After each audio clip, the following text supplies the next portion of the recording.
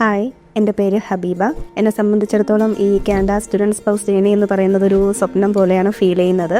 എൻ്റെ ഈ journey start ചെയ്തിട്ട് ഏകദേശം 1 വർഷം കഴിയുന്നു.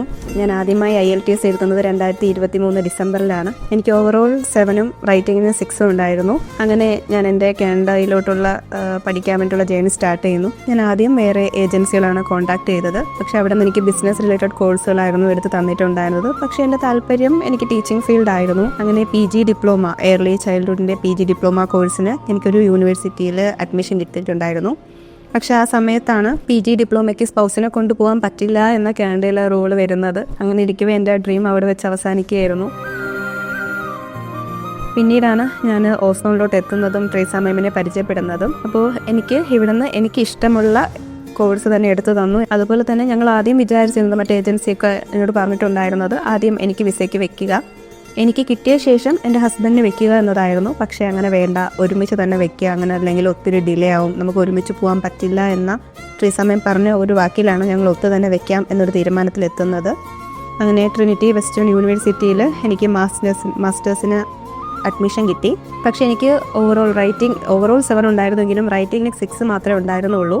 അതുകൊണ്ട് തന്നെ അവർ TLC എന്ന് പറഞ്ഞൊരു കോഴ്സ് കൂടി എടുക്കുക എന്നൊരു കണ്ടീഷണൽ ഓഫർ ലെറ്ററാണ് എനിക്ക് തന്നത്. സമയക്കുറവ് കൊണ്ടും സെപ്റ്റംബർ ഇൻടേക്കിൽ പോവുക എന്നതുള്ളത് കൊണ്ടും TLC കൂടെ എടുക്കുക, അതൊരു 4 മാസത്തെ കോഴ്സാണ്, അതുകൂടി എടുക്കാം എന്ന് തീരുമാനിക്കുകയായിരുന്നു.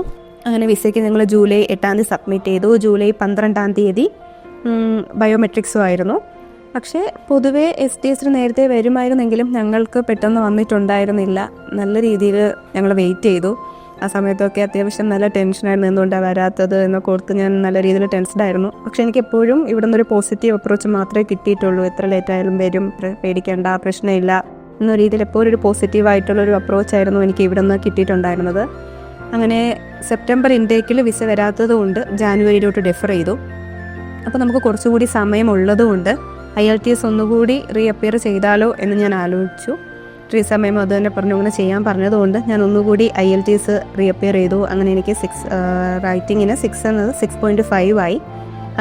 അങ്ങനെ വെയിറ്റ് ചെയ്തിരിക്കവെയാണ് ഞങ്ങൾക്ക് എനിക്കൊരു മെയിൽ വരുന്നത്. ഡിസിഷൻ ആയിരിക്കുമോ എന്ന് കരുതി ഞാൻ നോക്കിയപ്പോൾ ഡിസിഷൻ അല്ലായിരുന്നു, വിസ വിഡ്രോവൽ ആയതാണ്. കാരണം മാസ്റ്റേഴ്സ് എടുക്കുന്ന കുട്ടികൾക്ക് പാൽ ലെറ്റർ വേണ്ട. പക്ഷെ ഞാൻ TLC കൂടി എടുക്കുന്നത് കൊണ്ട് പാൽ ലെറ്റർ എന്ന് പറയുന്ന ലെറ്റർ എനിക്ക് ആവശ്യമുണ്ടായിരുന്നു. അത് വെക്കാത്തത് കൊണ്ടാണ് എനിക്ക് വിഡ്രോവൽ വന്നത്. പിന്നെ ഞങ്ങൾ ഒന്നും കൂടി യൂണിവേഴ്സിറ്റിയിൽ നിന്ന് TLC വേണ്ട എന്ന് പറയുന്ന ഒരു അൺകണ്ടീഷണൽ അക്സെപ്റ്റൻസ് ലെറ്റർ കിട്ടുകയും റീസബ്മിറ്റ് ചെയ്യുകയും ചെയ്തു. അങ്ങനെ ഡിസംബർ 14 എനിക്ക് എൻ്റെ ഹസ്ബൻഡിനും പാസ്പോർട്ട് സബ്മിഷൻ റിക്വസ്റ്റ് വന്നു. അത് ഓർക്കുമ്പോൾ എനിക്ക് എപ്പോഴും വളരെ സന്തോഷം തോന്നാറുണ്ട്. വിസ സ്റ്റാമ്പ് ചെയ്ത് കിട്ടി. ഏപ്രിൽ 28 ഞങ്ങൾ ഇവിടെ നിന്ന് തന്നെ ടിക്കറ്റ് എടുക്കുകയും ചെയ്തു.